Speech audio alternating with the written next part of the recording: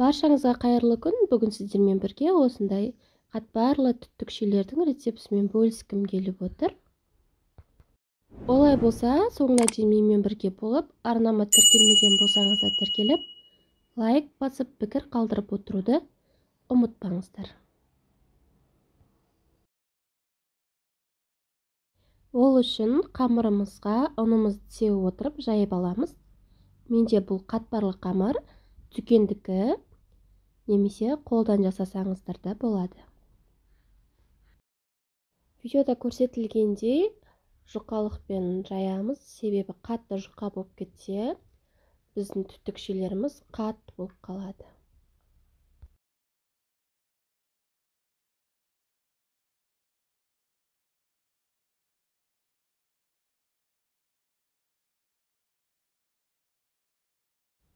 Қамырымды жайып болдым. Енді осындай ұзын бөлшектерге кесіп алатын боламыз.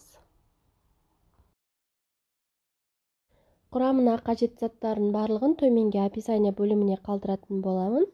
Сол жерден көрсеңіздер болады.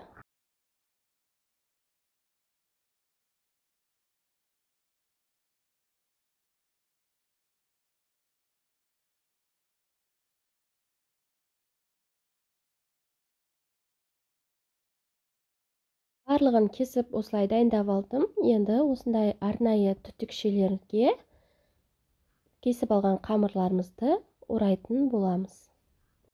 Бұндай арнайы конус болмаса, сіздерде фольгадан жасап, қолдансаңыздар да болады. Сіздерге түсінікті болу үшін бірнеше рет қайталап көрсеттім. Барлығын тура осылай видеодағыдай орап алатын боламыз.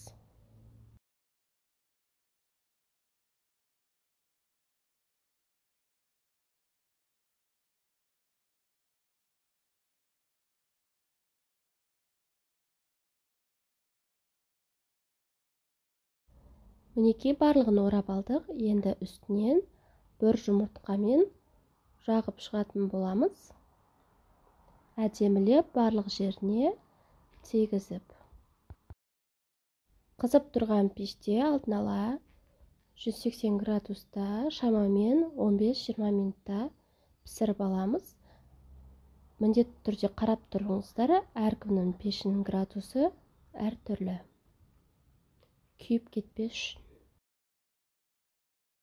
Ал енді түтікшелеріміз піскенше біз кремін дайындайтын боламыз. Ол үшін бізге салқын клейге қажет болады, яғни сливки.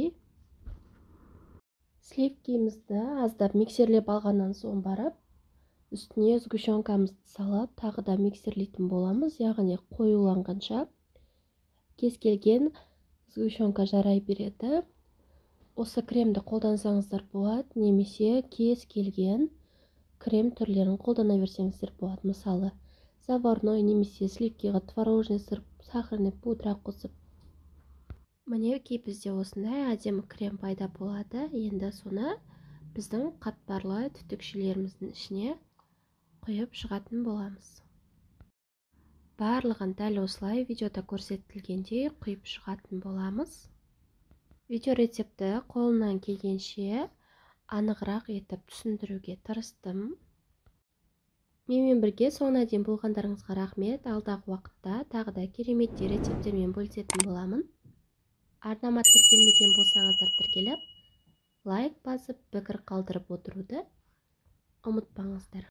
Мінекей біздің қатпарлы түтікшелеріміз, яғни трубочкаларымыз дайын болды.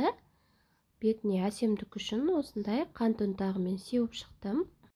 Міндетті түрде осы қатпарлы түтікшелер жасап көріңіздер. Балаларыңызға ұнайтыны сөзсіз, өте дәмді, нәзік болып шығады.